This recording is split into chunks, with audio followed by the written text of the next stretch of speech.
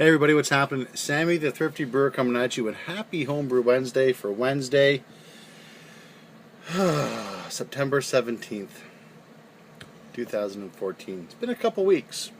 I've been busy wrapping up the whole SJPORR thing for Canada. All the votes are in and done. And what's really cool is that, of course, 3 of us are moving on. So we had a total of 11 participants, myself included. And the person that took it all, their top honors for Canada, was Rob Black. Second was Lee Hillman. Third was Brennan Richter. Fourth was Mike McNabb. Fifth was yours truly. Sixth was Jason Toes. Seventh was Nathaniel Heppel. 8th was Neil Howell. 9 was Craig Fairway. Now the interesting thing is that Jason, Nathaniel, and Neil all had the same score of 35.4. Doug Glover was 10th, and finally rounding out the group was Rob Schillinglaw. So it was so much fun. So Rob, Lee, and Brandon, I've been in contact with those lads. They're going to be sending me their second round of beers for international shipment for October the 13th, so I can then get them mailed out to everybody overseas. So yeah, it's pretty cool. New Zealand, as of right now, has got 151 beers yet to be rated, and the UK's got 94. So it's all coming together. This whole international thing is really starting to shape up to be something really, really, really fun. Reviews are going through, coming through loud and clear, and getting posted on a daily basis, so it's pretty slick. What's been happening with me? Lots, actually. A fair amount. I finished my fermentation chamber with the freezer. That's all done. I'll give you guys a quick introduction to her later on. Now, what I'm drinking on right now, this is my deep chocolate mud pie stout. So cheers everybody, and happy Homebrew Wednesday.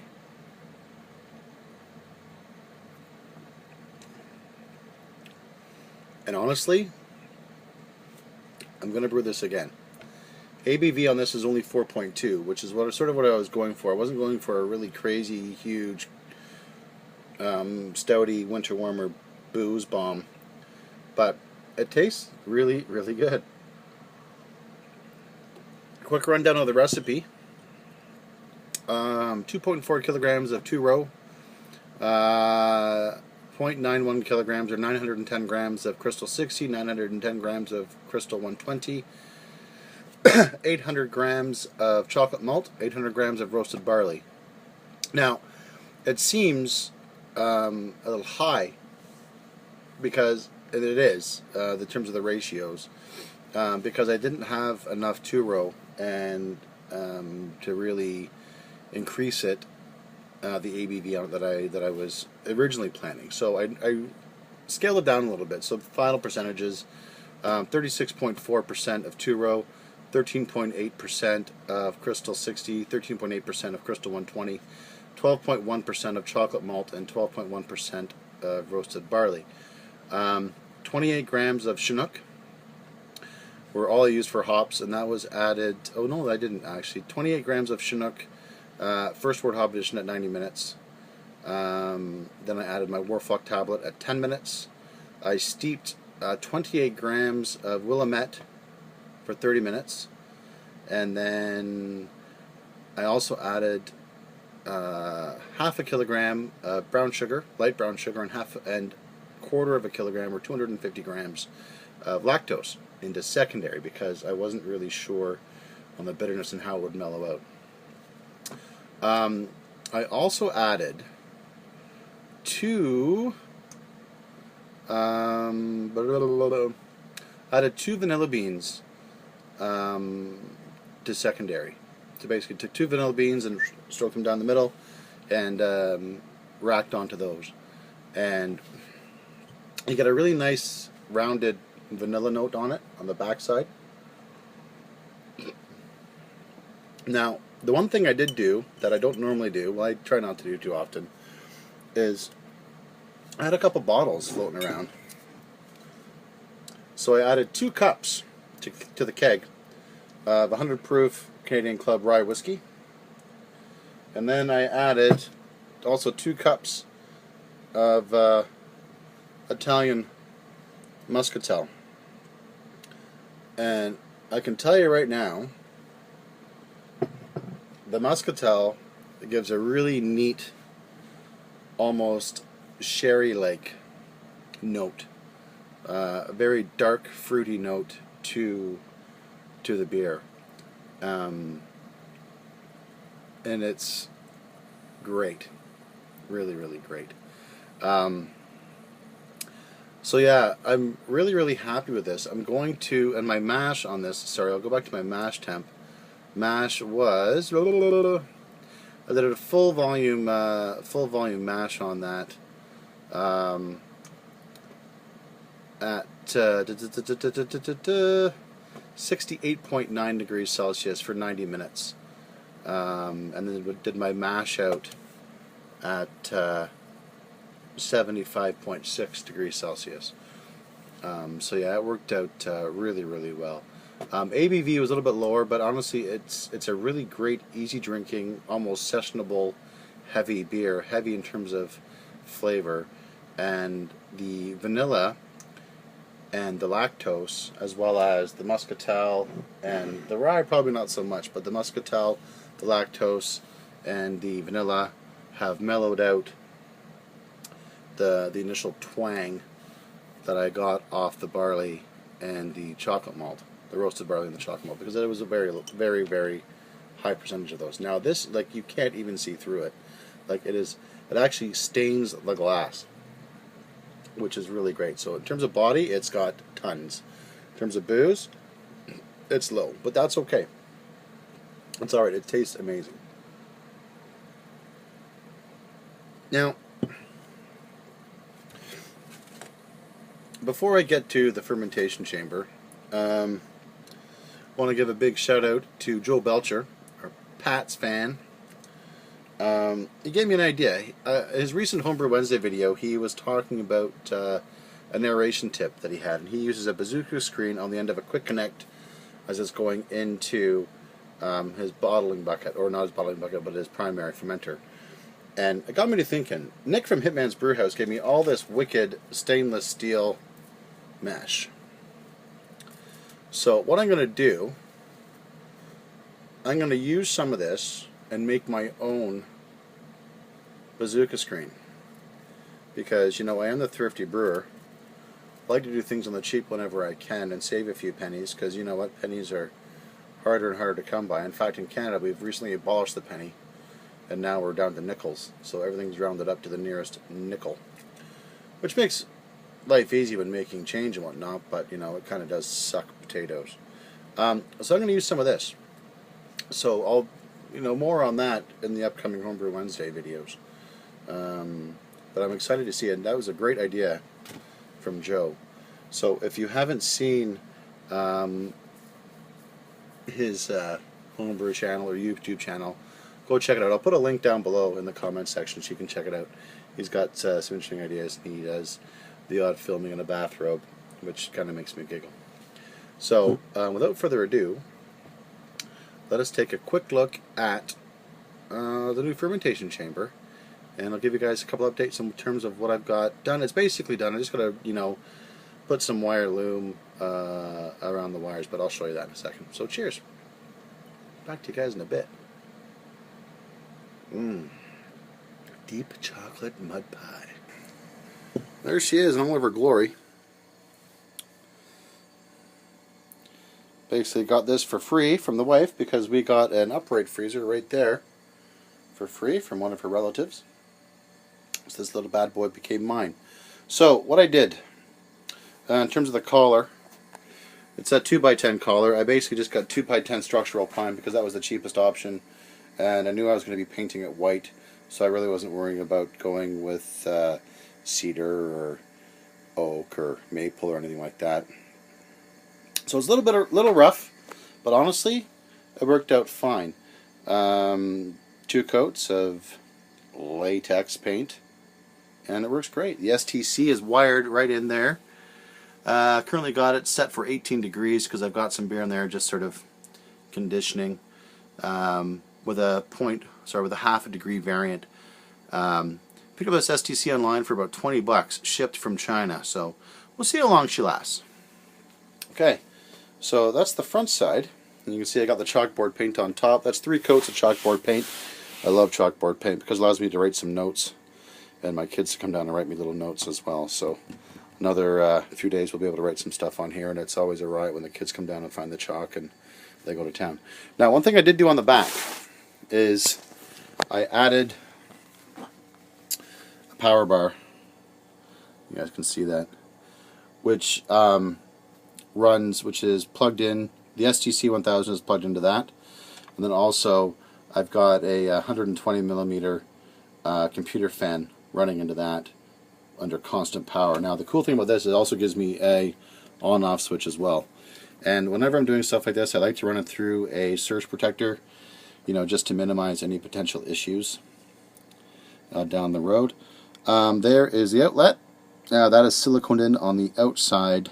I've got bottom is set for cool, hot is set for top.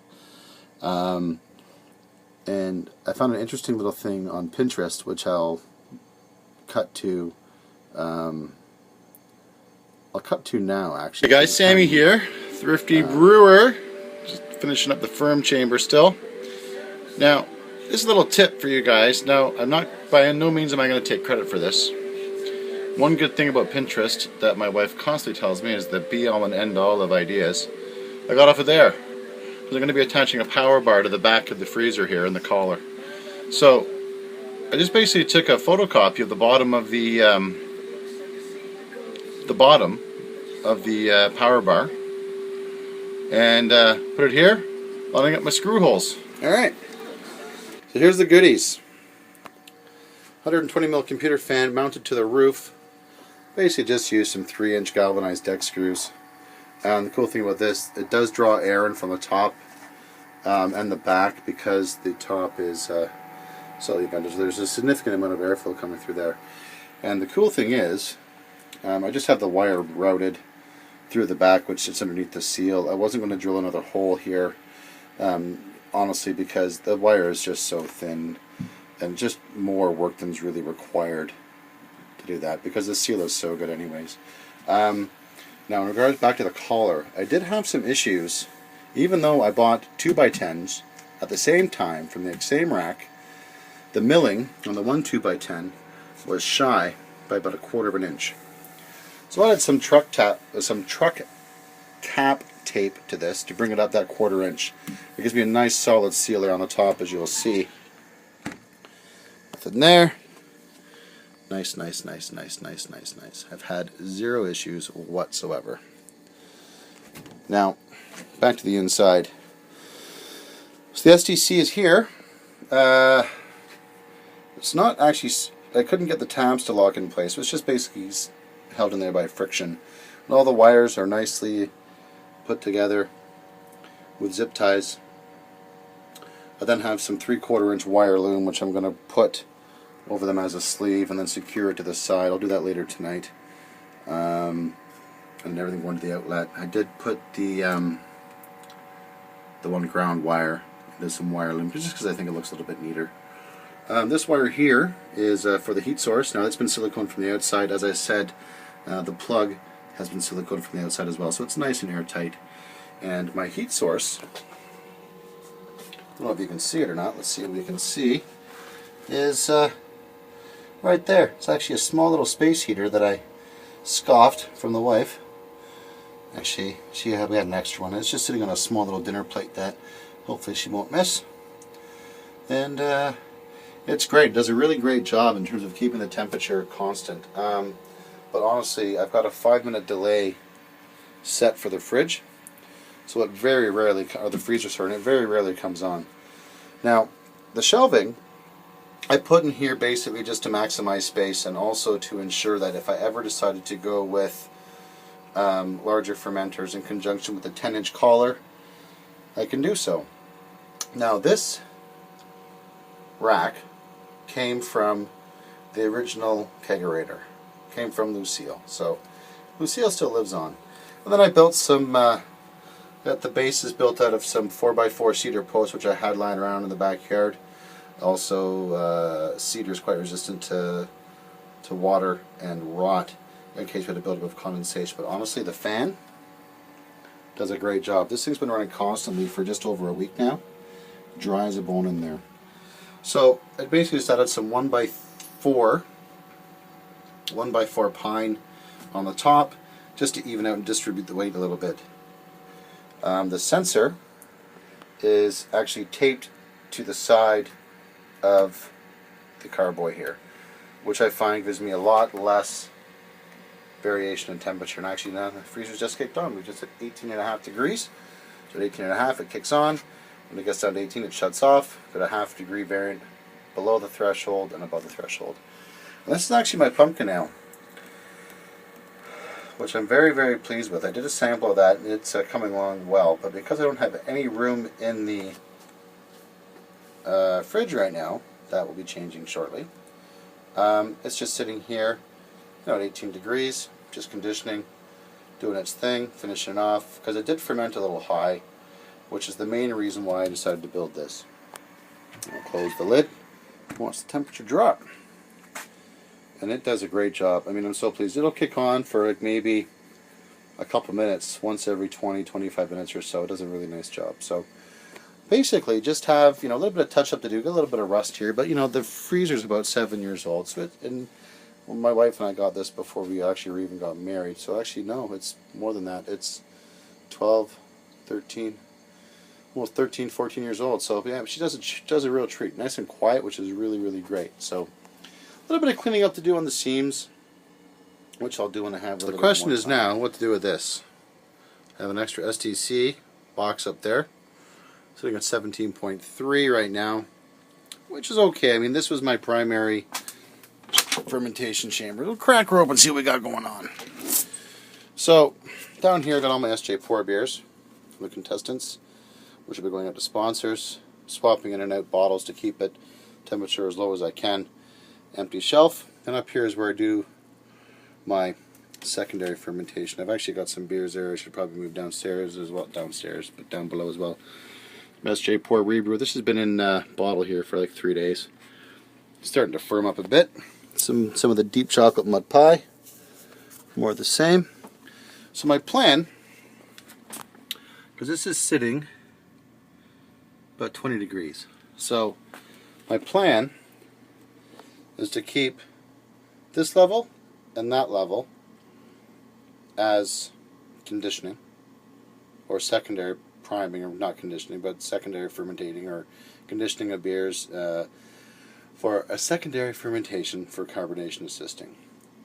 Then down here I'm going to re-insulate it with some heavy duty insulation and get another computer fan and see if I can bring that temperature down to about 12 degrees or so, and use this whole thing as sort of like a dual zone beer storage deal. So that's the plan for that. And I got some styrofoam there. I got a whack load outside still, stuff that's twice as thick. Give me about an R value of about 12, which would be perfect. Then yeah, so now I've got my SJPORR American Pale Ale, and I got my deep chocolate mud pie stout on tap. That's what the deep chocolate mud pie does to the drip tray. It stains it quite well. We'll just take a look-see-poo inside. And we got 2 kegs there, deep chocolate mud pie at the back, SJPORR American Pale Ale in the front. This is the remaining of the guys that are moving on to international, so I'm keeping their beers nice and cool for them just so they can see that. And then they're going to mail it the rest to me, and I'll get the stuff sent off to the sponsors. So that's basically about it. Yeah, I've done some cleaning in the brewery. It's a little messy, some dog food. Got some bottles. Anybody has any ideas on bottle storage? Send me an email, because they're kind of piling up. You only give away so many. There's the wire loom there. This is what I'm going to use to secure the wire loom to the side. Some self-adhesive tie accessories. We get some zip ties and run it through the center there, and just those are self-adhesive, so those would be cool. The chalkboard paint there. So yeah, that's what's happening. Alrighty, lads. Oh no, yeah, we come back down to 17.7, which is perfect. The heater hasn't even kicked on, like I said, because it doesn't get. It gets maybe get to 17.6, and that's about it. So we're well within the variance, which is awesome. And yeah, we'll touch base with you guys in a second. So yeah, that's what's been going on in the brewery. Anybody want to send me a note on how I actually physically did the build? No problem. I didn't bother to post anything or do a tutorial on how to do it because there's so many out there. And it's the exact same process as building a keezer. Exact same process. The only difference is that you're setting your temperature higher. That's the only difference. Added the fan. Lots of people have done that. I'm not drilling holes in the front. It's nice and clean. So I'm pleased. Yeah, she's come down to 17.6, which is perfect. Alrighty, guys. Wrapping up in a second. Yeah, so that's what I've been up to. All sorts of good stuff. Now, what's really exciting is that this weekend, the Thrifty Brewer is heading back down to Tirana to meet up with Dan. I'm going to pick up Hitman from Hitman's Brewhouse on the way down. His family's coming up. His wife and his kids are going to go to Wonderland, so I'm going to pick him up in Barrie, which is about a 45-minute run for me. Right on the way. We're going to teach Dan how to brew beer. Cheers to that. See if we can get another person to get the bug. We're going to visit a nice big homebrew store in Toronto, so I'll see if I can get some footage of that. And more importantly, get some brew day footage, because it's always a riot when the three of us get together. It's fun. So yeah, this is Sammy the Thrifty Brewer saying, if you're going to do something, do it with a homebrew. Some deep chocolate mud pie.